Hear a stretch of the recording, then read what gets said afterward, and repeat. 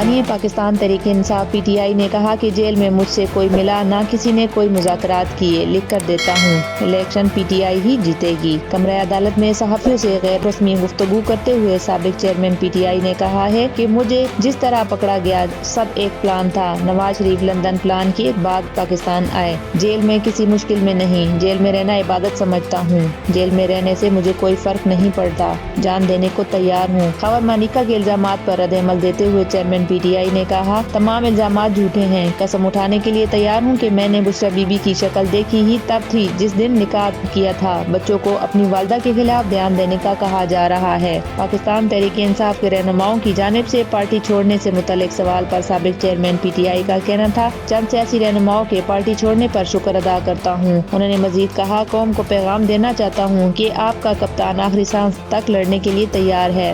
میں واضح کر رہا ہوں، الیکشن پی ٹی آئی جیتے گی۔ خدشہ ہے کہ کہیں یہ الیکشن سے بھاگ ہی نہ جائیں۔ دوسری جانب شاہ محمود قریشی نے میڈیا سے گفتگو کرتے ہوئے کہا کہ کسی عہدے کی ضرورت نہیں، کپتان کے ساتھ کل بھی تھا، آج بھی ہوں۔ سابق وائس چیئرمین پی ٹی آئی کا مزید کہنا تھا کہ جو قانون کی حکمرانی سے محبت کرتے ہیں، نظریاتی ہیں، وہ باہر نکلیں اور ووٹ ڈالیں۔ تحریک انصاف کی بنیاد رکھنے والی لیڈرشپ 9 مئی کے واقعات کے بعد اسیری کی زندگی گزار رہی ہے۔ دوسری جماعتوں سے آئے ہوئے زیادہ تر پرندے اڑ چکے ہیں، سوائے شاہ محمود قریشی کے جو اپنے چیئرمین کے ساتھ سائفر کیس بھگت رہے ہیں، جبکہ سیکرٹری جنرل پی ٹی آئی عمر ایوب بھی منظر عام سے غائب ہیں۔ سابق حکمران جماعت کو دھچکا اس وقت لگا جب اس کے اسٹوڈنٹ ونگ سے آئے نظریاتی لیڈرز نے یہ جماعت چھوڑنا شروع کر دی، مگر موجودہ صورتحال میں پاکستان تحریک انصاف کی قیادت میں ایک چوتھی قسم نے بھی جنم لیا ہے۔ لیڈرشپ کی یہ چوتھی قسم چیئرمین تحریک انصاف کے خلاف مقدمات کی بوچھاڑ کے دوران سامنے آئی، جب نوجوان اور کچھ سینئر وکلاء سابق وزیر اعظم کے بہت قریب ہو گئے۔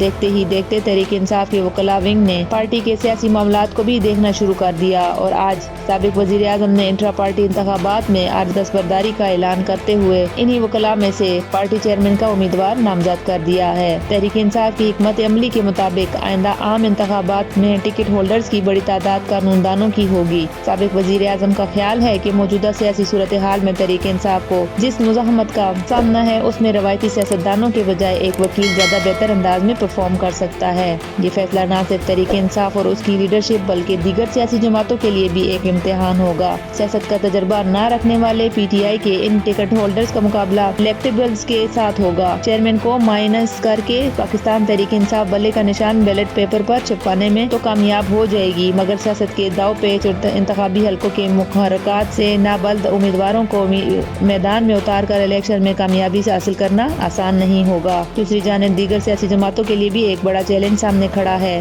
تحریک انصاف کے پاس میدان میں اتارنے کے لیے تگڑا امیدوار نہیں ہے تو اس کی حریف سیاسی جماعتوں کے پاس عوام میں جانے کے لیے مؤثر بیانیہ نہیں ہے۔ الیکٹیبلز کا سامنا پہلی مرتبہ اتنی بڑی تعداد میں نوجوان ووٹر سے ہوگا، 8 فروری ووٹر سے ہوگا۔ 8 فروری کو ہونے والے انتخابات میں 5.5 کروڑ سے زائد نوجوان ووٹرز جن کی عمر 18 سے 35 سال کے درمیان ہے، فیصلہ کن کردار ادا کریں گے۔